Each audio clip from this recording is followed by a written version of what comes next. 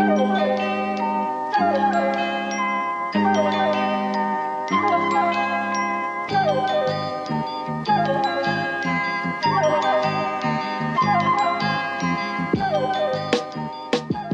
everybody, and welcome to this free TF. It is Riley. It's the free one. It's Tricky Dick Nixon. That's right. Tricky Dick Nixon. Yeah. He's got a very complex, like a Byzantine penis on him. Yeah. Oh, this thing goes in so many directions. It's labyrinthine. Surely a Byzantine penis is simply a penis with no balls, being as into castration as they were. Agnew, we gotta look into getting some eunuchs. I've not got any scheming viziers. Yeah, he had some scheming viziers. Some of them were inaudible. Yeah. All right. Hi, everybody. It's TF. It's me. It's Milo. It was never Tricky Dick Nixon. No, it was actually me all along. It's November. It's Hussein. And you know what this is? I think this is a glaring indictment of us jumping the gun on the Eric Adams news. Who else had a glaring indictment? Yeah. What? But Eric Adams was glaring at the person handing him his indictment. Well, I was going to go with Richard Nixon, but I guess it works for both. Yeah, we just had to get our resident Eric Adams specialist, the host of No Gods, No Mayors, Mattie Lubchansky, back on for what is essentially the follow-up to our Eric Adams segment a couple weeks ago. Mattie, welcome back to the show in 2 times in as many weeks. Thank you. M.R. Lubchansky. Inaudible. Smashing together Eric Adams and Nixon is such a funny idea. Just going like, New York is the most inaudible city in America. Okay, I will say, Milo, to that, like literally over the weekend, Eric Adams did say basically to a church, I am not a crook. He basically had he said, I'm reigning, not resigning. I'm stepping up, not stepping down. He's so good. I like that the first pun only really works written down, which is good. It's a thinker. Yeah. What leads me to believe, right? Well, we're going to talk about Eric Adams now being indicted. We're going to talk about his staffers frantically marrying each other so they can't be compelled to testify against one another, The worst which they are actually doing. Yeah. They cannot convict a husband and wife for the same crime. That's right. I'm gonna marry the judge, and then it'll be a mistrial. I'm gonna make him kiss me during the trial, and then going to prison and marrying your way out, just like Your Honor, may I approach the bench?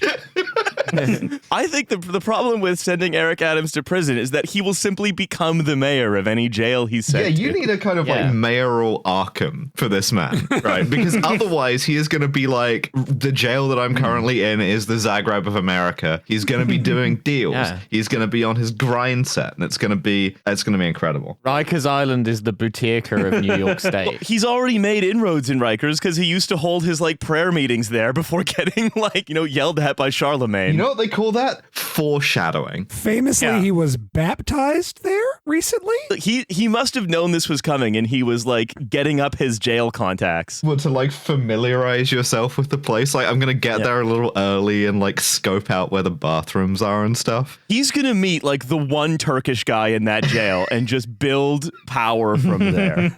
Last year, Adam said this: I cannot tell you how much I start the day with telling my team we've got to follow the law. I'm not convinced that you have a ton of respect of the law every day if you have to hype yourself up into obeying it. Isn't this also what Keir Starmer or his surrogate said recently, that like in relation to the clothes thing, that we have to declare every paperclip? I start every meeting by saying we've got to follow the law. He said that from under 4,000 pounds of fabric. Like a trench coat that goes over his head somehow. I've got so much polo on me, I've got horsepower. And by the way, we are not going to be talking so much about UK politics, party conferences, labor corruption. This episode, we're going to mostly do that. Next episode, kind of all at once, because I would just rather talk about it all at once, and we have other things to discuss today. Yeah. Keir Starmer is the Eric Adams of the UK. I mean, kind of. I'll be announcing in my Eric Adams voice. They both are equally buyable. It's just Eric Adams has a slightly higher price. And a slightly weirder turn of phrase. Yeah. It's like, you need like a few $100,000 worth of freebies to get Eric Adams. Keir Starmer, you could get for like a £10 off your next in-store purchase coupon from Sainsbury's. My son needed to revise for his GCSE exams, which is why I sent him to this Turkish hammam, the quietest place The steam is helpful for the revising. Apart from anything else, we know that all of the people around Starmer are exactly as bad at this as all of Eric Adams' people, because they were all in the Labor Report. They're all briefing against each other right now. So like Eric Adams' people like sneaking off into the bathrooms to delete apps from their phone, or like texting, "Would you like to do corruption?" Yes. It's just, that's perfectly on brand. It's just that we're choosing not to see these things. I think the difference also is Eric Adams like got into politics to get free shit. I was doing a little bit of research about this man. Critical support. Yeah, for some podcast. And early on in his career, he was even before he was like even a state senator, he was kind of like, yeah, I wanted power and I wanted free stuff. Like he's in it. He gets into office and he's like immediately just wants shit given to him. That's all he wants. Very funny to be like, who, now that I'm in power, who has the best free stuff? And the answer apparently is the Turks, like the Turkish government, like eating a single piece of Turkish delight and being like, well, if there's more where that came from, you've got yourself a deal. To talk about the Turkish connection, right? It's one we didn't know about until the indictment was made public. And what I'm going to read now is a segment of, and believe it or not, this is true, an Eric Adams cameo in a Turkish like soap opera called New York Masali, which means fairy tale in New York, in which, and I'm not joking, two supporting characters ask for various favors, including that Adams add a story to a building or grant a license to the opening of a restaurant. It was Christmas Eve, babe, in the Turkish bath. An old man said to me, "Would you like a Turkish Airlines flight to Paris?"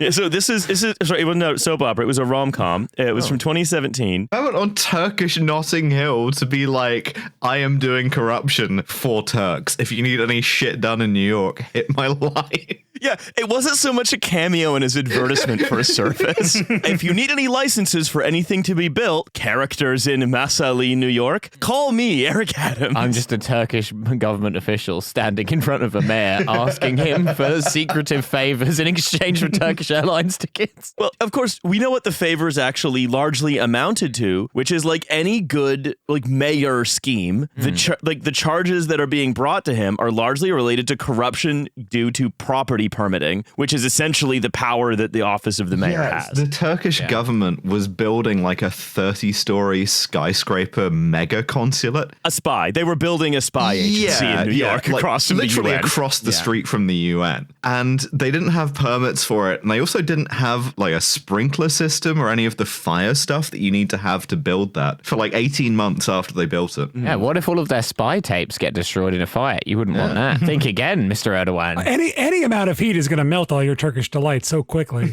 Yeah, that is true. And there's a lot of heat coming out of those baths as well. So like you got to be really careful. Horrible mix, yeah.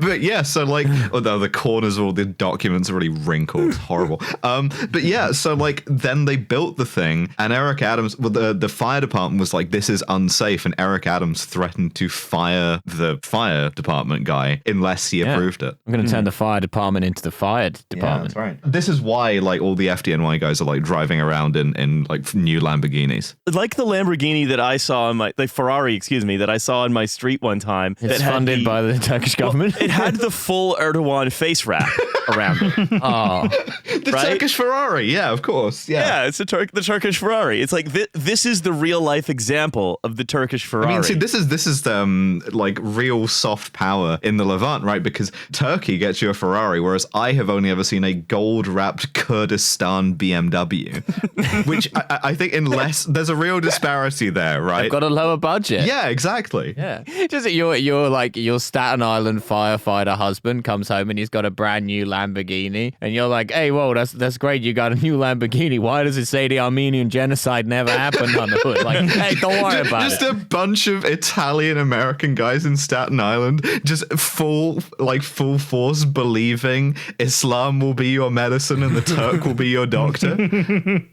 Well, Milo, what you're basically saying is that firefighter went, screw this for a laugh. I'm off to go be Foreign Secretary of the United Kingdom. Yeah, that's right. We're talking about David Lammy, folks. Yeah. David Lammy loving the Azeris. By the way, I don't want people to confuse the fire people that Adams was going to fire with the fire chiefs that are also currently under investigation, who were spotted driving Lamborghinis around Manhattan the other day. It's different FDNY guys.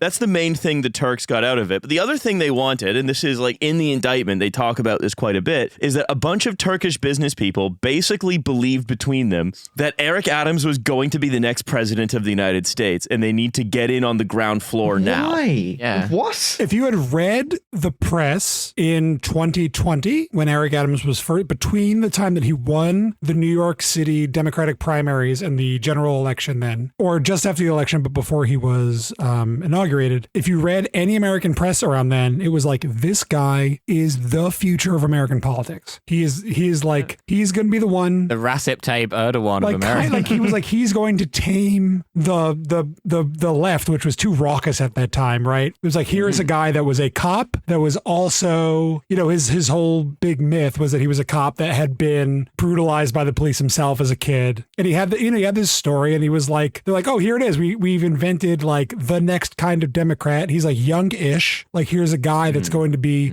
the guy. And it was before he was mayor for fucking 10 minutes, and everyone was like, oh my God. But like, there was a brief time where it was like, this is the guy. He's going to be the future of American politics. Well, Eric Adams appeals to both demographics because he's both young-ish, but he's also the youngest person ever to have full-on dementia. They were like developing him as a source from 2015. Awesome. He was given one free flight by Turkish Airlines in 2015 and then was like, well, this is me forever. I am their guy forever.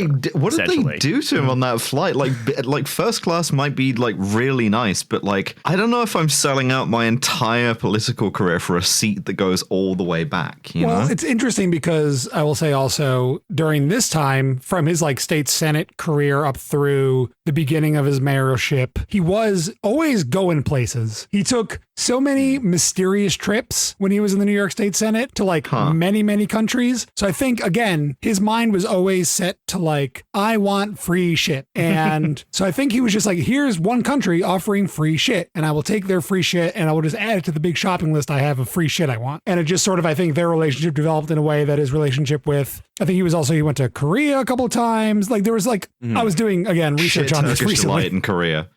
Yeah. Yeah, the worst. You got to play to your strengths. It's like if the Turkish delegation like check out our bulgogi or whatever, you'd be like, no, come on. Like, I don't know. I'd check it out. Turkish bulgogi? It's the hardest thing is like, I've got my bowl out and the guy keeps taking the ladle and he won't put it in there. I was waiting for that's the one Turkish ice cream man joke that we get to make. I think as guest, it's my privilege to make the one Turkish ice cream joke. Yeah, you have the Ottomans privilege of this episode. The rest of us have just been left holding the empty cone. Hey, that's dangerous. I know it's metatextual, but that is dangerously close to the joke. Riley, again. just before we move forward, can you let us know if we're allowed to do any Turkish barber jokes for the rest of the episode? Oh, absolutely. Okay, thank you. Eric Adams coming back with a really tight skin face. There it is. I mean, just like all the stuff that they got in Turkey, he's coming back with a BBL. He's coming back with a hair transplant, new teeth. Yeah, wait, are we doing Turkish barber jokes? My ears are burning.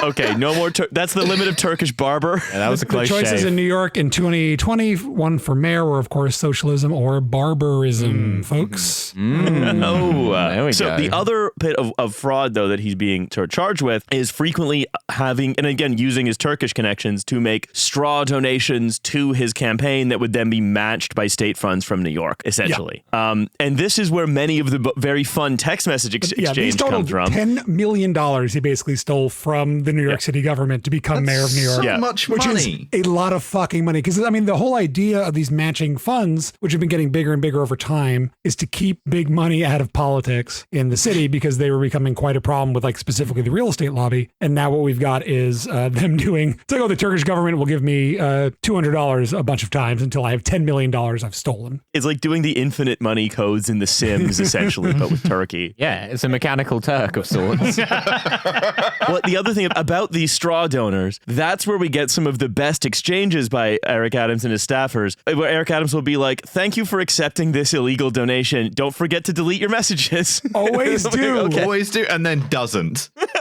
Or the one other staffer was being questioned by the FBI, who then excused herself to go to the bathroom to delete the messages on her phone. That's so cool. My favorite is all of the ways that like various Turkish guys he's doing corruption with text him or text about him. My favorite is the one where they kind of veer into like Rupi Kaur Instagram poetry. Yes. 4 seasons. It's too expensive. Why does he care? He is not going to pay. His name will not be on anything either. Super. With the line breaks. It's wonderful. It's so funny. Something between Rupi Kaur and like an actual like Edo period haiku. Writing my Turkish death poem after I'm indicted for corruption. I mean, Adams was declared the winner of the 2021 mayoral election. The next day, one of the businessmen who's like cultivating him and the kind of promoter of this relationship exchanged the following messages. Good morning. The president is our brother from now on, sir. Yes, good morning. May it be auspicious for all of us. Are the elections over? Yes, it was yesterday. Everyone messaged me that he was elected. Congratulations messages. He's most likely going to assign me as a representative. I'm going to talk to our elders in Ankara about how we can turn this to an advantage for our country's lobby. The businessman then replies, that would be nice. In a lot of ways, Ankara is the New York of Turkey. Yeah, basically saying, no, well, we've got our Manchurian candidate, but for like building regulations. Anatolian the candidate. Anatolian candidate. My favorite is all like the Xeroxed indictment things, screenshots that were going around, all the prayer hand emojis that were in there. What was the one? It was like from Adams had sent a message being like, "Oh, everything should be good to go Monday morning." About some letter he had to send them, and the Turkish official said, "You are great, Eric. We are so happy to hear that. Prayer hands, prayer hands. You are a true friend of Turkey." Adams replied, "Yes, even more a true friend of yours. You are my brother. I am here to help." But he spelled here H-E-A-R. Turkish official confirmed, "You are such a friend." Prayer hands. Is it illegal for men to have friends and to talk to each other like this? Yeah, this is just how guys talk to each other in a homosocial society. I don't think it's that big of a deal. Absolutely. Yeah. In 2018, we're sort of jumping around the timeline a little bit. If you want this in an actual timeline, maybe in a couple of weeks, there's maybe Maddie, November, and I might be doing a little exploration. Yeah. That's right. I mean, look, find me a man under 40 who's not in a group chat called something like Brothers for Erdogan Turkish Bribes Exception Committee or something like that. Yeah, when I transitioned, I had to leave that group chat. And join Sisters for Erdogan. Of course. So on June 22nd, 2018, an Adams staffer and the promoter discussed by text message a possible trip by Adams to Turkey. The promoter stated in part, quote, "Fundraising in Turkey is not legal, but I think I can raise money for your campaign off the record." The Adams staffer, who clearly was new at this point, said, "How will we declare that money here?" Before the promoter replies, "He won't declare it, or we'll make a donation through an American citizen in the U.S. It's easy. We'll just do crimes. Oh, no, he won't declare. We shouldn't be doing this. Don't you get it, you idiot? Anyway, the Adams staffer, who again, I can't imagine lasted long, said, "I don't think he'd get involved in such games because it could cause a big stink later on, but I will ask." And when asked, the Adams staffer asked Adams whether or not he should pursue the unlawful foreign contribution, and contrary to the staffer's expectations, Adams directed that the staffer pursue the illegal scheme. No one does it better than this guy. Yeah, but surely my boss, Eric Adams, wouldn't agree to this illegal proposal. Yeah, but also he just keeps demanding stuff when he goes to Istanbul, and he goes to Istanbul all the time. Well, it's the first stop, baby. You know this. Why did no one pick up on this, by the way? Is that why is the mayor of New York in Istanbul Because he's again? always going places. I'm telling you, he's like constantly taking trips. I have to admit, I may have seen him when I was very recently. He was in front of me. No, I'm just joking. Oh. I didn't. Oh. No. Otherwise, willing to believe in you as like citizen journalist there. no. It's like, oh, actually, He was in front of me at the ice cream actually, we were stand. both in the hammam, and he was. We were having, but I wasn't able to see him because of all the steam. But he was saying to us like, enjoy it. Try like the new loofahs. Also giving me lots of advice on how to run a business. But we should move our operations to New York. Yeah, and I completely forgot to mention. Sorry, guys. When you're in the Turkish bath and it's so steamy, you can't make out who anyone is, but then you just hear someone say, "Steam is the water of the air." And you're like, "Oh, He's There here. he is. Hell's Kitchen was the original hammam. That's what I'm talking about. So he starts being more demanding in Istanbul. For example, he met his driver at the gate of the Istanbul airport, exclusively traveling by, quote, luxury vehicle, later specified as a BMW Series 7, with a driver, dinner at a high-end restaurant, where Adams would then meet Turkish government officials, drinks at separate locations, with boat tours of the Bosporus Strait, which eventually Adams turned down because he'd been on too many boat tours of the Bosporus Strait. Running out of massive like grift for this guy. He declined it again, explaining, quote, "I've done the boat tour a few times." I'm just like bored of this corruption. Give me some new shit, you know? Yeah. In touting the benefits that he provided, the Turkish official, who was like the Turkish Airlines official, who was like his go-between for the bribes, said to the Eric Adams staffer, quote, "Don't let anyone else confuse you. We are the state." By the way, we are like Turkish government intelligence. Just to be clear. So you're clear. Yeah. It's so weird to run this through the airline as well. Like, I'm sure the British government does this shit all the time, but running it through BA would just be so dismal and like obviously shit. Yeah, but also it wouldn't work because it would just be like, why do you keep losing this man's baggage? True. we have certain like things we can treat you to, such as your baggage being sent to Dakar by accident. You're going to do this for us, or that baggage that you love so much, you're never going to see it again. He's been in Britain for 3 days and you still haven't given him a meal. He's tired of his bags of pretzels. Just like a foreign politician we're trying to cultivate, and we're just like, can we interest you in the Avanti Premium Lounge? I mean, that's the best thing we could do is we could be like, you'd better play ball and approve the new 40-story British consulate over the road from the UN, or we'll give you free BA tickets that you'll feel obligated to use. Yeah, that's right. The foreign agent keeps turning down the ride on the cable car again from O2 to the tower. And they'll give you cheese and onion pretzels that are bad. And you'll be like, why am I being given pretzels on British Airways? No one eats pretzels in the UK, but you'll feel obligated to eat them because they're free. Hey, maybe you'd like to take a ride on the ArcelorMittal orbit. You want to go on the slide? You want to go on the slide down the ArcelorMittal orbit? That could be arranged, Mr. Adams, if you're willing to allow us to build the British casino. Concreting the enemies of British intelligence into the mound at Marble Arch. British targeted Eric Adams being like, London is always the first stop. Well, it's that. So he would fly via Istanbul everywhere, including places where flying to Istanbul meant like a sort of 14-hour detour. That was him texting his partner, and she was like, "Why are you going so far out of the way?" He's like, "You always know Istanbul is the first stop." This was around a trip to Santiago, Chile. Right.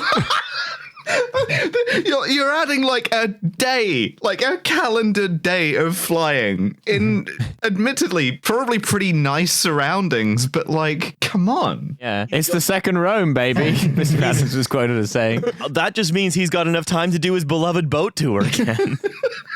Just Eric, I mean, this kind of explains a few things about Eric Adams, right? Because we're always asking, why does he talk and act like this? And the answer may be like terrible jet lag from unplanned 28-hour detour to Istanbul. He's got the bends from being in a pressurized environment too much. I respect this degree of like spiritual tightness. Like Eric Adams was so willing to save money on a flight that he didn't mind it taking double the length of time or more. But he always bought the ticket in economy. He just then always had them give him a free upgrade. That was the bribe. But then he had to buy a ticket that was so much. It was probably more expensive because he was having to go via Turkey to Chile. I mean, I bet we're going to find out later. And of course, I'm not making any accusations here that he was maybe on his way to go do some other graft or grift somewhere else. So, it was probably... He was like going places like medieval explorer style. He was like going to Chile the way that like Christopher Columbus went to India. Like he's discovering new lands. He's taking so many flight connections. Eric Adams has discovered Lemuria. It seems as though his political future is... he's in so much trouble. Oh, the governor. So like in terms of like remove it, like no, everyone's calling on him to resign. He won't. He went to a church. He said he won't. He's going to reign. Yeah, he's going to reign. All of his aides are quitting or getting served with things. Also, one of his top aides, her house got raided too. And she said on a radio show, "We're human beings. We're imperfect. We're not thieves." I do believe that in the end, the New York City public will see that we have not done anything illegal to the magnitude or scale that requires the federal government and the DA's office to investigate us, which is saying we did steal a lot of stuff, but not that much stuff, guys. It's a normal amount of stuff. But everyone's calling him to resign. And there's like a few ways to remove the mayor of New York City. I don't think it's happened in like the modern era. But one of the ways is that the governor of the state can kind of just do it. And she issued a statement on Friday that was very much like, hey, man, quit or you're fired. And in a way that she's not normally good on anything. So we'll see if that goes. But like, yeah. Let me just say, hearing what Hochul said, looks like the table of success just got itself another hater waiter. Amazing. I think he should like go into exile in Turkey. I think that is the best option. Start the government of New York from exile. Kind of, if you like, Avignon mayoralty from Istanbul. Yeah, that's right. Yeah, the Anatolian mayoralty. An incredible thing, a great resource for looking at what's going on with the administration is Hellgate, which is a very good local news source here in the Big Apple, has a thing called the Table of Success, which is just everyone in his administration and what's up with them. And if you sort it by like last updated, it's just like everybody's got a little stamp on their head that says like rated, subpoenaed, resigned, indicted, like convicted. It's just like divorced, beheaded, survived. Yeah. But like it is like everyone around him is falling down. It is I don't think his time on this earth as the mayor of the assembled of America is long. He's not long for this world, brackets, in the sense of being a mayor. That's what I said. Yeah. He should be the Turkish like Steven Seagal. He should be like wheeled out by Erdogan to just say something like Kurdistan is the Puerto Rico of Turkey. I think Steven Seagal is 2 days in Turkey away from considering himself the Turkish Steven Seagal. That is very true, actually, yes. So, Eric Adams, we wish you... we salute you. Yeah, we do. We not the Grey Wolf salute, though. No. Well, yeah, maybe. Let's see. Slip us some Turkish delight. We'll see what happens. Eric Adams, the ultimate, well, I guess we'll see what happens guy. We'll certainly see. We have two more things to discuss today, and it is going to be another jarring shift in tone for our next segment. We missed last Thursday due to absences and illnesses, so we have a lot of stuff to catch up on. Of course, we have to talk about Lebanon. And when we last spoke about Lebanon, Israel had just carried out a number of pager bombings, walkie-talkie bombings. Since then, they have now heavily bombed southern Lebanon, stepped up their bombing campaign in southern Lebanon, including in South Beirut, and essentially they've started to bomb the center of Beirut as well, and leveling perhaps most importantly on the kind of like strategic level, killed Hassan Nasrallah, which is the head of Hezbollah, as then was, along with like 20 of like Hezbollah's like top commanders and an IRGC general, which is they like managed to blow up Hezbollah's like bunker in the middle of a meeting with like 4 tower blocks on top of it, kill like 900 completely uninvolved people, I believe. That's right. And also Netanyahu ordered this basically hit to be done just as he left the UN giving his, again, like, bloodthirsty warmongering speech, then published the photo of him doing it, meaning to be an insult to everybody present and anything approaching international humanitarian law. Yeah, to just fully be like, here is a photo of me like starting World War III from a Marriott. Fuck you and your general assembly. Thereby rendering the Turkish photo of him taken from 400 meters away completely pointless and a waste of everyone's time. Essentially, yes. One sad Turkish intelligence officer like, oh, I guess no one wants my photo of Netanyahu ordering that. I guess I'll just go back to the hammam on the 30th floor of our consulate that's constantly threatening to go up in flames. That's right. At the time of recording, there has not been any kind of a boots on the ground invasion of Lebanon. Give it a minute. I don't want to say southern. I don't want to even just say southern Lebanon. It's just Lebanon. It's just an invasion of Lebanon by Israel, which is, again, they have fine form for. They've done several times in the last couple of decades. I get the sense that, all they want is a rerun of 82, but where the Yoav Gallant... invade the Falklands. Yeah, well, Yoav Gallant said, to return the residents of the North safely to their homes, we will activate all our capabilities, including you. This is Yoav Gallant speaking to troops, as quoted by the Jerusalem Post. So this is, I think, more international law and norms that are being sort of tossed out the window with the loud support of Biden, Harris, most European leaders. I mean, Lebanon is like, as they're trying to make it not a country, right? It's not a place that can exercise sovereignty. And this is not new in the sense that this is something that has been done to, previously like Afghanistan, Syria, any number of other places as and when it's been convenient, right? Something that the Russians did in Ukraine to justify that invasion, right? Is to say that like your country is like hosting groups that are like threatening to us and you are not exercising like government, so we're just going to like essentially treat you not like a state. I think that's going to be a more and more common tactic. I mean, it's something that like Republicans talk about doing with Mexico, for instance, on much the same basis. If you want to talk about a world moving beyond stability, whether that is to do with climate, whether that is to do with like political relationships between states, whatever you want to talk about, this will get easier to do, and it will be more and more justified by powerful actors who believe it's in their interest to make it easier, or who at best don't give a shit. We know, and even like Keir Starmer, who has taken what can be described as a de minimis international law opposition to what's going on. I sort of hasten to add de minimis because like I would say the minimum number of arms export licenses have been suspended, and the ICC, he's only no longer opposing an ICC arrest warrant. He's not proposing anything more, right? So he has a de minimis commitment to this. Even he, right, is still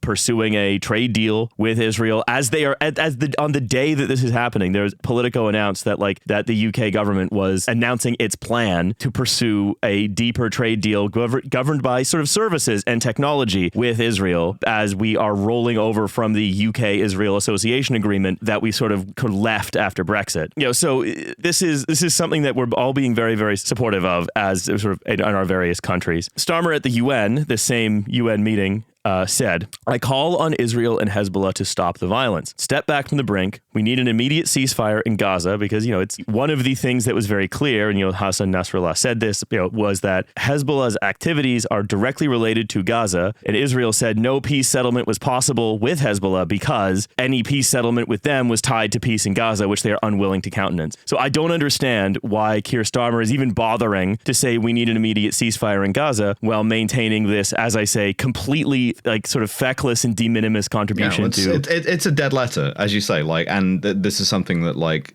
part of the point of doing this way was Netanyahu saying as much to both Starmer, Biden, anyone else who cares. Mm-hmm. When we ask, right, like, okay, well, what does Israel want by doing this? They want a war. They want a big showdown between Iran and everyone linked to Iran. And to do that, you need to kill the guy who's constantly trying to not escalate with you. They're trying to fill in the big Greater Israel map they all have on their fucking uniforms, right? Yeah. We're going to talk a little bit about the Greater Israel map a little bit later on when we talk about a little more about specifically southern Lebanon. Like southern Lebanon as a region as opposed to Lebanon as a country. I mean, but by killing Hassan Nasrallah, whose main thing is basically not escalating. Mr. Nothing ever happens. Yes, correct. It possibly creates the conditions for a belligerent who will fight them so that then they get to use all of that, shiny U.S. weaponry. I mean, this is the thing. Part of the like wave of strikes against Hezbollah demonstrate that like they are the enemy that the IDF had been intending to fight. This is the war that they wanted to fight, and they're going to like get it one way or the other, even if Hezbollah don't want to play along, which they didn't, and even if Iran doesn't want to play along. I mean, the new Iranian president is like a reformer, right? Like, and like even if he weren't, the kind of mood within the kind of like strategic circles in Iran is that like Iran does not want to fight a war with Israel because they recognize that it would be very unfavorable to them at the moment. But obviously that is a good time for Israel to do it if they can force the issue, which is what they want to do. And again, even if you don't imagine that Biden is a senescent, reflexive Zionist who just doesn't see the people that Israel is killing as fully human, even if you can look past that, you could be like, oh well, all of this carnage, all of this death, whether it's being visited upon people in Gaza, people increasingly in the West Bank, people in Lebanon, people in downtown Beirut, right? As we say, 900 civilians who got an apartment block dropped on their head, right? In central Beirut, right? All of that is worth attacking Iran.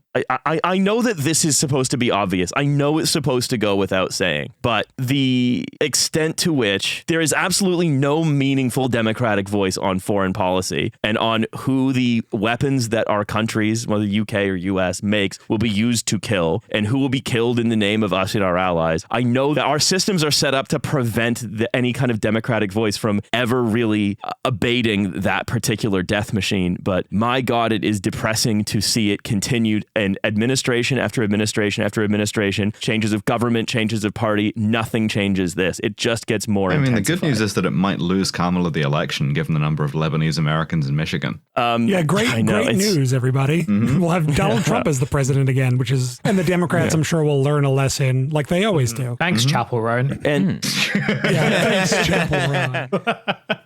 And also, this is, if you want to look not just at American support, which again, more important, but, British support, which we're closer to here. I mean, at the moment, the two conservative frontrunners seem to have taken on a position that I believe will be wholeheartedly supported by the papers and the press, which is essentially that trying to one-up one another about requiring a love of Israel that is for UK public life, essentially comparable to that of a sort of Texas municipality outlawing BDS for any of its counterparties. Would you kiss Israel on the lips, even if it was big and sweaty? Israel is a beautiful woman. This is a normal way to present it. Would you consider Israel to be the New York of London?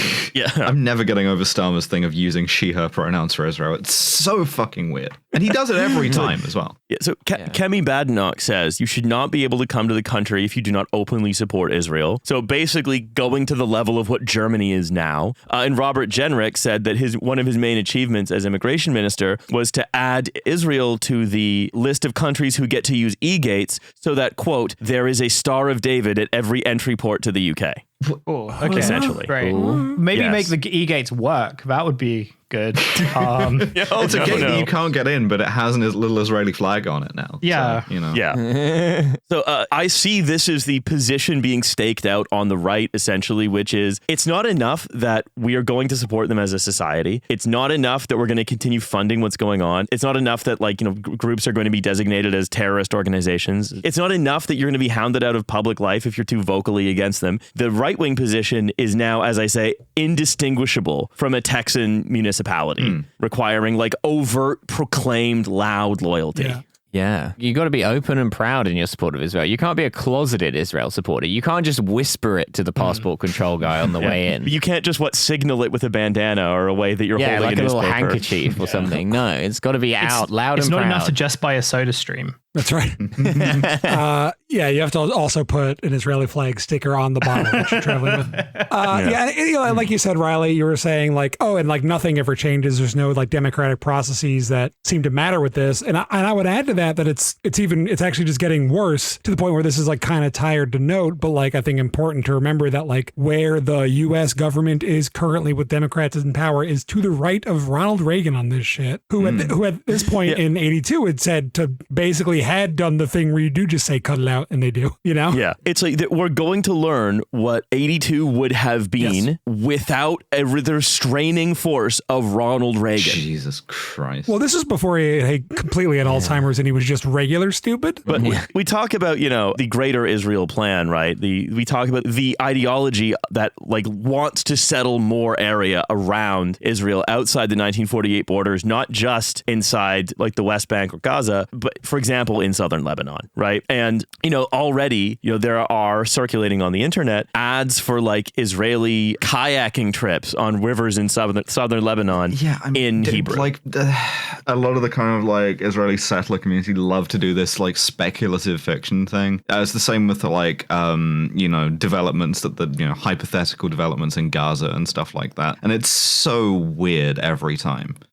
If you want to look at a fascist colonial project, whether that's Prospera or this, you just have to look for the eco-modernist renderings because it's always the same house that they just feed into an AI to spit out. It's the same sort of swoopy white roofs, many sort of glassed in balconies, the kind of the sort of raised swimming pool. It's the same look all the time, whether it's Prospera or here. The building is carbon neutral apart from the thousands of tons of bombs that had to be dropped in the initial stage of construction. Indeed. And then what they do build is the Neom cafeteria, right? Yeah. It's not, it always looks like the same horseshit, strip mall stuff, what they always end up putting there. The movement to settle southern Lebanon, and this was reported in Jewish Currents, the movement to settle southern Lebanon was a fringe position a couple of years ago. It's now a powerful pressure group that has supporters among Avigdor Lieberman and openly calling for settlement in southern Lebanon, right? This is a front bencher of the government openly calling for settling southern Lebanon. And this is because this is pressure from a group formed last March to reclaim the biblical borders of Greater Israel. So this is from Jewish Currents. Orit Safon was founded in memory of Yisrael Sokol, a 24-year-old Israeli soldier who was killed fighting in Gaza this January, but who dreamed not only of Israeli settlements in Gaza, but of settling in southern Lebanon himself. We had a running joke between us that we would live in Lebanon, said Yaakov Sokol,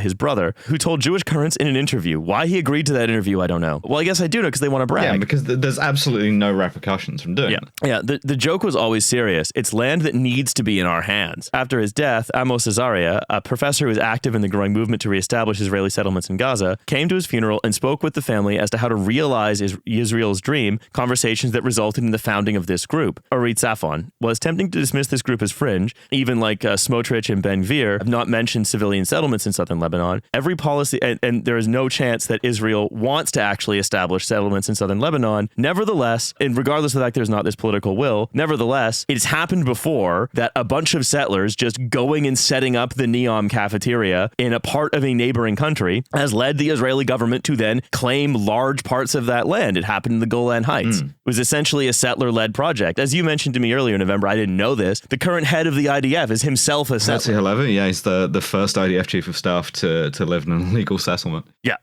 Representation. I mean, the first one since the first one, I guess, technically. Yeah. The first one to live in what is formally an illegal settlement.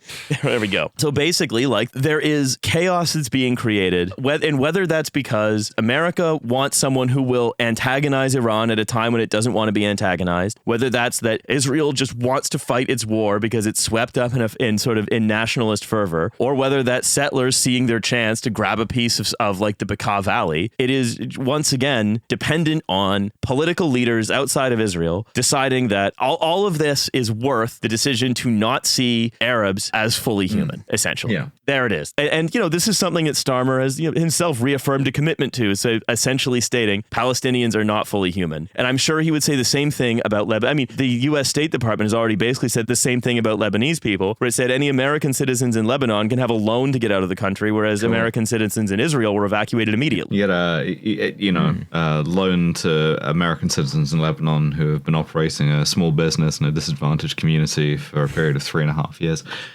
Yeah, or you got to fly through Istanbul is the first stop. Always. I mean, I know we're going to talk mostly about labor conference next week, but it's telling that again at this time that that Israel's war is spilling over, or they are spilling it over into southern Lebanon. It's worth remembering when Starmer was interrupted by a heckler last week at a labor conference after he said every person deserves to be respected for the contribution they make. The heckler said, "Does that include the children of Gaza?" To which he responded, "Well, this guy clearly has a past from the 2019 conference." So did you. You spoke at it. You were on stage then. Yeah. This always makes me feel like I'm going insane, and maybe I am. I don't know. But like, I vaguely remember Keir Starmer being at the 2019 conference as like shadow Brexit minister. No, I also vaguely recall that. Yeah. Yeah. Yeah. Well, he was only there to learn how to stop it. Yeah. But he was getting directions away from that. He was there as a guest of the Turkish government. Yeah.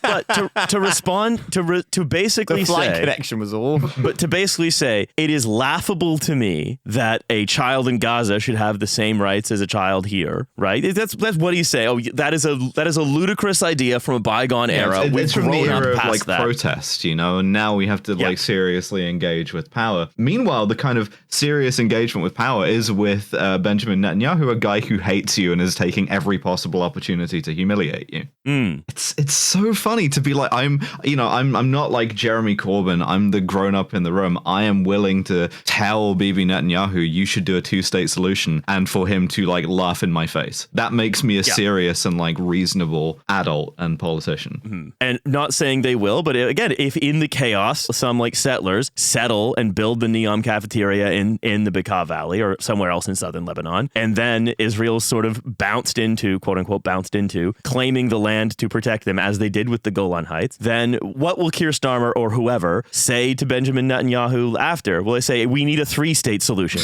Is that going to be what you say? Are those same people who've now fled their homes in southern Lebanon or are now living in like the Shatila refugee camp in Beirut, are you going to be sort of quibbling about like whether they really ever lived there? What is going to happen if this is allowed to proceed. I mean, I think we know, which is if it's continuing to be Keir Starmer in charge, he will say we need a 3-state solution, and that number could just grow. They're gonna start saying there's technically no mention of anyone called Lebanese anywhere in human history. Yeah. Yeah. Yeah, well, Keir Starmer did promise growth. If that's growth in the number of states in the solution, so be it. Yeah. We're gonna have a 166 state solution. Yeah, we're gonna do like a proper libertarian shit. Everyone's gonna get their own state. Yeah, but we got Balaji on board. Anyway, I want to do another Jari shift in tone back to our reading. It's so hard to do a comedy podcast in now. Yeah, it's really difficult. I want to do a shift in tone back to our reading, though. This is an article I've wanted to talk about for a while, and I feel sort of some of recent events in the U.S., especially the American South, vis-a-vis Asheville, North Carolina, have given me a way into it. So this is an article in Business Insider called "Inside the Billionaire Bunker" by a man who I have to remind you is not the object of fun, who's doing some, let's say, oppositional journalism against the billionaire bunker, but whose name is Guthrie Scrimgour. I'm choosing not to laugh at the name because he's doing important work. Dickens ass name. No, I'm certain. Listen, I'm sorry that I burst out laughing in the way that I did. You saw a funny bird fly past your window. Yeah, it was actually unrelated. I was thinking about something funny that happened to me. It's my friend Guthrie Scrimgour. I was thinking about how what if Eric Adams and Keir Starmer met? Like, what would that be like? I wasn't laughing at the name. Yeah, and then I was just reminded of it again a second time just now. That's right. Yeah. Ever since I was featured on a Japanese baseball game, I have dreamed of becoming a journalist. Guthrie, I'm very sorry. We are now going to read your article, which is good. A good article that I liked. As my boat cruises towards the private island city of Indian Creek Village, better known as the Billionaire Bunker, I'm hoping my trip doesn't end in an arrest, because Indian Creek employs a new all-seeing security system. No prizes to guess, by the way, who made that security system, but we'll get there. And a small navy of police officers who frequently stop and ticket boats that venture too close to the island's manicured shore. I don't think the cops should have a navy. I don't think that's a thing that cops should have. Maybe they should they not have a naval air force also? Funny. We shouldn't make. What's next? You're going to say the cops shouldn't have Navy SEALs? If they have a naval air force, then they could make cop gun. Thank you. What are you going to tell me next? The cops shouldn't have secret but intense homosexual liaisons with each other? I would never say that. What's next? When they're away at sea for months on end. As we near the northwestern side of the island, I spot the bright red steel beams of La Petite Clef, the Marc de Suervo sculpture that covers 20 feet of the front lawn of the car magnate Norman Brahman's mansion. We glide past this palace hidden behind a dense cluster of palm trees purchased for $50 million in 2019 by a mysterious LLC linked to Qatar. As we get closer to the shore, I start to notice the cameras. So Indian Creek is this island city that was built in Florida, specifically in 1928, so that wealthy Gentiles could get away from Jewish people. Tremendous. Yeah, that tracks, I guess, for 1920s Florida. Yeah. Dredged from the blue waters of Biscayne Bay in 1928, Indian Creek was incorporated in 1939 under a Florida law that allowed any group of more than 25 people to form a town. Florida kicks so much ass. This is also an incredible place for your bunker to exist, which is like, even if it's I'm looking at a map of where it is, and even if it's like completely insulated from the worst of climate change by some arcane means that they've figured out, you're going to be completely surrounded by what used to be Miami. Like, it's just going to be sunken ruins everywhere around you. It's an incredible place to put this. It seems mean. But that's their plan. Incredible. Right? Because Indian Creek is an island off of this town called Surfside, which Surfside residents, by the way, joke that for Indian Creek residents is spelled with an E, Surfside. Indian Creek, the town, is multiple golf courses surrounded by a number of mansions. That's all. And then a small amount of Surfside, which is essentially a fortified entrance to the bridge. Cool. I love to like flee the ruins of Miami and get instantly domed off by a sniper on the fucking like Surfside bridge. Sorry, hold up. Instantly domed off. Yeah, the sniper instantly domes me off. What about this is unclear? Yeah. Is there something funny to you about this hypothetical? November's been killed and you're laughing? You're laughing at me getting domed off to death and you're laughing?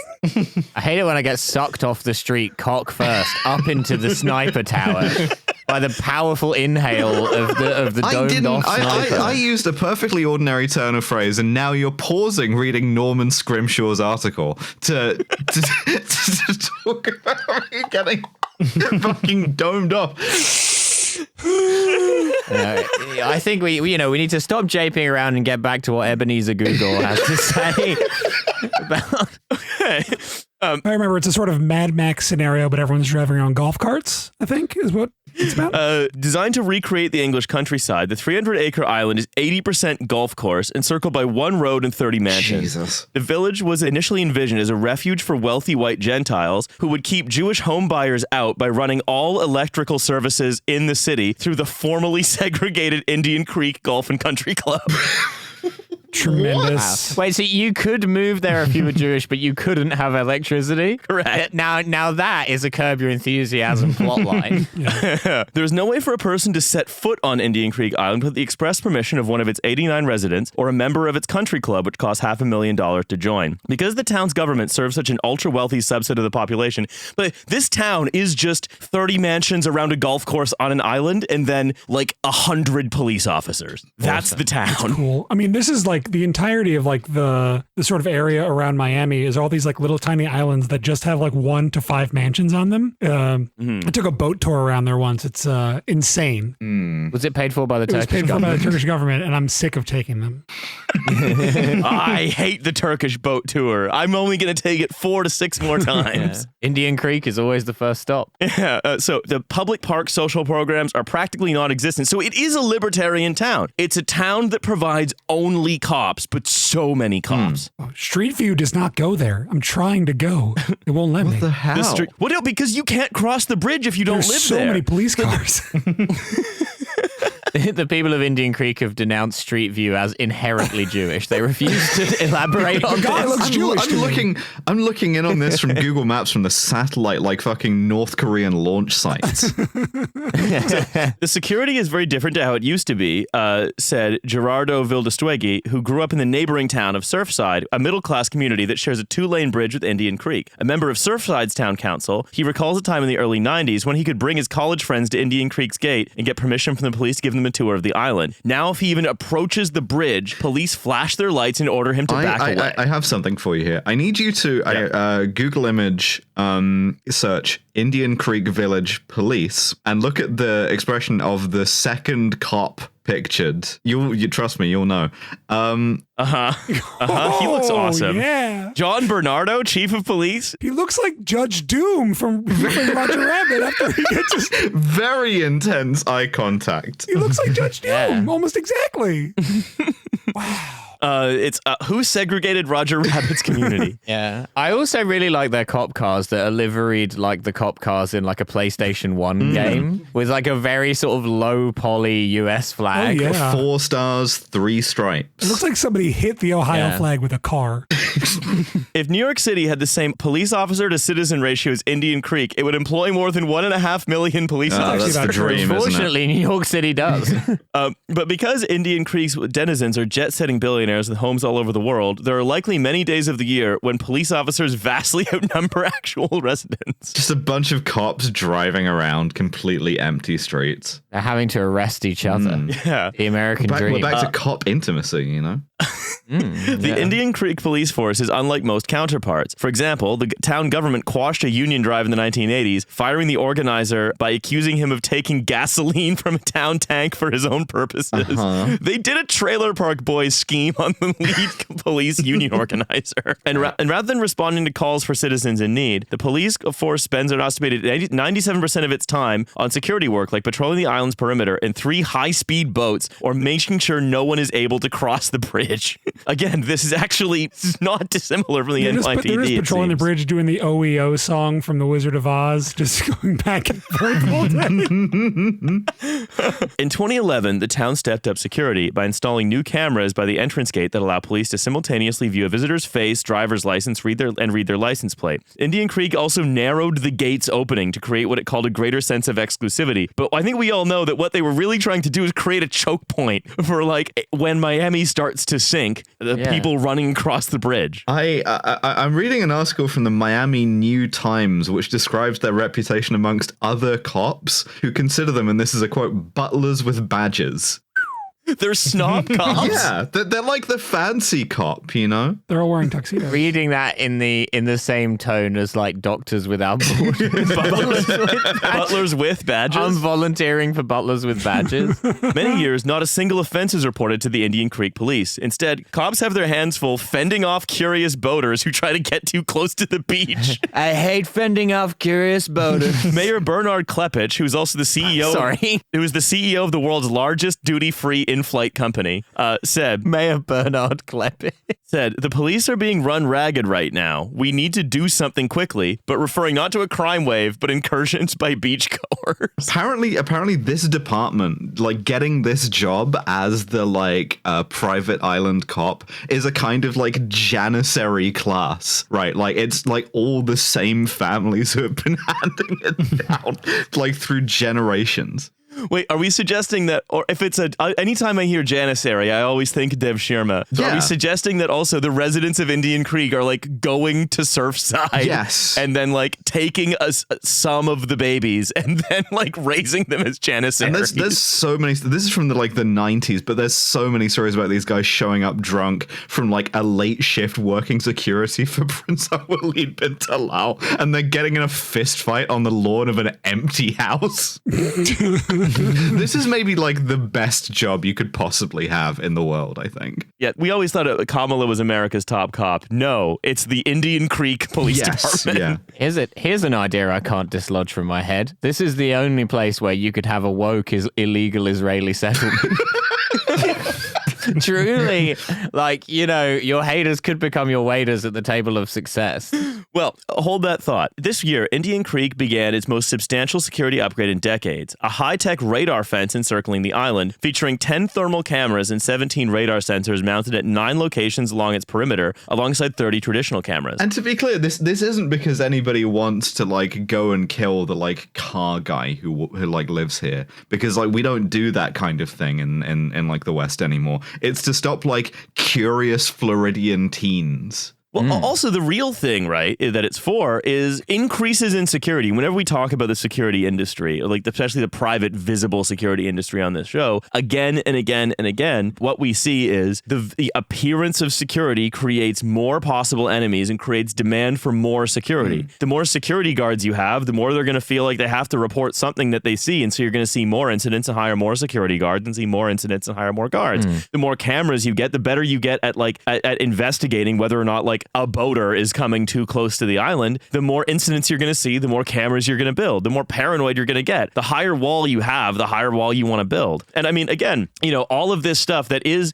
quite literally, if you asked any of the people involved living in Indian Creek, they would be saying, well, no, this isn't, what we're doing is just to keep ourselves like private, just to keep ourselves secure. But all of this stuff, like, I'll give you an example, right? Right now in Asheville, North Carolina, where like, you know, Hurricane Helene has caused like dozens, if not more, deaths and a huge amount of damage, it's largely cut off the town from the city, from like the rest of the country around it. There are armed guards outside of grocery stores. Essentially, emergency services have largely stopped responding to people who they're massively overwhelmed with calls from. You know, this is there are people are being given a boil water notice, right? If you live in Indian Creek and that kind of thing happens to Florida, which it will with increasing frequency and intensity in the coming years, you want to be able to know if is someone who's like, you know, home has been destroyed and doesn't have any water, are they swimming to get are they trying to get across the channel to get some of your water? And if it's like Asheville, right? The armed guards are guarding all like the hot pockets that are going bad and the grocery stores that are locked. Like they can't let people steal that because, you know, it would set a bad precedent or whatever. Yeah. The hot pockets of wrath. That's right. And that, you know, that's where the resources go. And that's what the police in America are there to function as, right, is to protect capital only. And also drunk drive a golf cart on like Jamal Khashoggi's dad's lawn. Adnan Khashoggi. This is Uncle, I think. Doing donuts on the lawn with a golf cart when I'm really pissed off. Yeah, no, I've crashed my golf cart into the memorial bronze suitcase on the front lawn. He's going to be so annoyed. He got Dale Shalhoub to make it a memorial bronze suitcase. It's an original Dean coupe. Yeah, he got... If I somehow wake up with a Saudi prince amount of money, I will commission Dean Koontz to do a sculpture. And even if he says, I'm novelist Dean Koontz, not a sculptor, I will double the amount of money I'm offering. Start sculpting. Get sculpting, Koontz. Yeah. Just handing him a blank check, whatever it takes, Dean. Whatever it takes. Whatever it takes. Give me a sculpture. Make it lawn size. You've got Dean Koontz and a different Anish Kapoor. It's not the sculptor. It's a very common name, actually. Just giving him a very a brief that's just like, I want a memorial sculpture for Jamal Khashoggi. Very tasteful, as much as it needs to cost. Yeah. All right, Koontz, you have 1 year. Get sculpting. I don't know how to sculpt. Learn. Coming back in a year like a fable. Yeah. You can use some of the budget to learn to sculpt, but it all has to be you. So the radar system was built by Magos, an Israeli company whose founders worked with the military radar technology before shifting their focus to private security. Shocking. Mostly used in data centers, oil and gas facilities, and solar farms, but they've never worked with a town before. Not a town that technically counts as a, quote, town under international law, certainly. Yeah. We've never worked with a town before is just a very funny sentence that I enjoy. The Indian Creek radar can detect objects in the water and use AI to classify them according to the risk they pose. Do you think it was awkward that they still had the like extremely anti-Semitic stuff like on the books when they were doing this? Just like, hey, we can't let the radar technicians use any electricity. We can't let them use the bathroom in the country. Well, I mean, holding true to Israelis, they're probably like, well, of course you hate the weak diaspora Jew, and they're like, well, we're different and we're not offended by anti-Semitism in that way. I will install your radar system and take a massive shit in your country club bathroom. Yeah. When a potential threat is detected, the system moves a thermal camera to track it. Officers at the station then watch a live feed on software called Octopus and dispatch a patrol boat to investigate.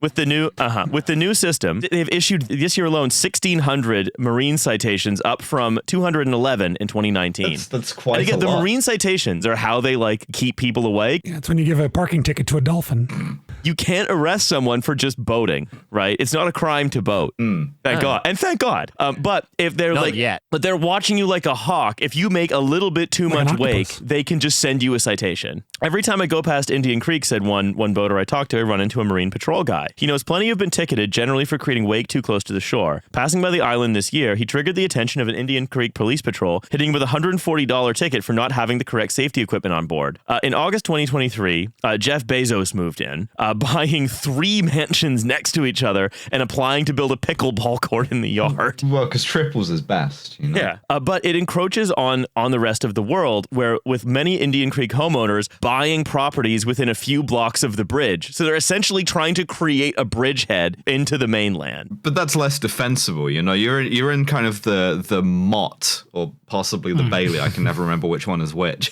of Indian Creek. And the bridge connecting the two towns, Surfside and Indian Creek, receives public money for repairs, but the public is forbidden from crossing. That police department has got to have like a kind of Nijmegen level of explosives wired to that bridge in case shit gets real. What, you think they've got like a Switzerland I think situation? There's a button in the back of the police station and there's a guy looking at it all the time. The police chief, John Bernardo, who we spoke about earlier, proposed a measure insanely weirded looking dude that would require any worker entering the island to submit to a criminal background check. Despite pushback from some residents who were concerned that the policy would make hiring more difficult, the council came down largely in support of the ideas as the owners of the mansions began to feel that the threat did not come from outside but from the other mansions on the island. Oh, I can't wait. I need it's going to happen. I need the world to collapse so I can watch these 30 mansions all go to war with each other. But it's to find who becomes like the suzerain of the Sultan of Indian Creek. But like this guy, John Bernardo, was like an FBI agent for 25 years. They poached him from the Miami field office to do this. So yeah, terrifying. Yeah. For Mayor Klepach, the background checks are just a starting point. More wealth leads to more workers, and every worker is a potential threat. Quote, especially when you have so many houses going up and a caravan of employees coming in and out, we could do so much more to feel safe. chilling. This is a terrifying one, to be honest. Like as much as like, you know, and thank you to Woody Guthrie Scrimshaw for writing this, but like it's this wasn't so much of a shift in tone after all. This is horrible. Every worker is a potential threat, and then the stupid speech bubble meme to Tsar Nicholas II. Look, Mattie, thank you very much for coming back on and twice in as many weeks. But as soon as the under a table in the studio. as soon as the Eric Adams indictment came down, I was like, we need Lubchansky. Picking up the big red phone. Yeah. Send them. Where are we at on this? So can we get Lubchansky? Send it. Basically, picking up the big red phone, which is the No Gods, No Mayors group DM. Yeah. Mattie, I mean, if you want to hear more of us talking about Eric Adams, we were gonna do. I'll let you all part the kimono a little bit on No Gods, No Mayors. Oh, whoa, that's cock and bull. I'm getting sucked up by this sniper rifle. Getting domed off after I parted my kimono. I hate being in the Satsuma Rebellion. We should have let the oranges be in charge. We were going to do Eric Adams as like our anniversary episode. And we were about to transition into doing like stupid fun episodes, which we have on the list still. Coming up soon. Yes. But then events overtook us. Yes. The news. So we're gonna be starting from the very earliest and going up until the whatever happens on the day of recording, because I'm sure more will happen between now and then. So that is what we are doing vis-a-vis Eric Adams on the No Gods No Mayors podcast. So check that out coming soon. Besides podcasting, if the people want any more Mattie Lubchansky, where I'm easy. I'm easy to find, baby. MattieLubchansky.com. I got comics. I got a Patreon for my comics. I got a book called Boys Weekend that is still for sale, and you could buy it. It's really funny. Pretty good, in my opinion. And sometime in the next couple months, I'll have a pre-order up for the new book, which will be out next year. Yeah. Track Mattie down in the hammam. And very, very stupidly. That's right. If you happen to live in the American city of Boston, Indian Creek, Boston, Massachusetts, I'm doing a comedy live show there with my friend Tuck Woodstock and Kelvin Konsilke. Tuck Woodstock, who wrote that article. It's called Gender Ordeal, and it is an offshoot of the Gender Reveal podcast. It's going to be tickets just went on sale. You can go. I just put a link to it today in my newsletter, so it'll be there, and I'm sure I'll be posting about it online. It's at the Rockwell, I believe is the name of the place. That is good. All right. And also if you're in the UK, I am on tour in the UK. Please come to those shows, especially Leicester, which is very soon, but I'm coming to a city in more or less every region of the UK, apart from Wales, where it's very hard to find venues, but we're working on that. So yes, please do milowebber.co.uk/live-shows. If you are in Wales, consider starting a venue that seats maybe 80 to 100 people. I'm coming to Birmingham, Bristol, Chester. That's as close as I'm getting to the border currently, but it's not for lack of trying, do be assured. The Indian Creek Police Department is at the border of Wales, not letting Milo in. That's right. Yeah, Istanbul is always the first stop on the way to Wales. Detonating the Severn Bridge to stop you getting into Wales. All right. Thanks, everybody. We'll see you later. Bye. Bye. Bye.